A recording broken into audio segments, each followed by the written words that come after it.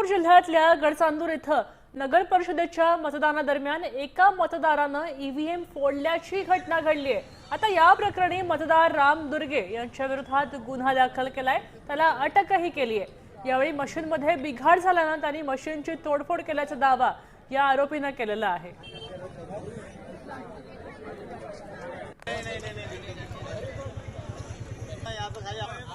आज प्रभाग क्रमांक 9 मध्ये इलेक्शन मध्ये तो मुलांना जो आपलं बूथचा जो मशीन तोडले आहे तर त्याच्यामध्ये त्याच्या काही गलती नव्हता, कारण का त्याच्यामध्ये गडबड होतच होतं। सकाळपासूनच चालू होता, एकदा बंद झाले होते, त्याच्यानंतर बटन दबले होते, तरी बी त्या लोकांना त्यांना लक्ष नाही दिले।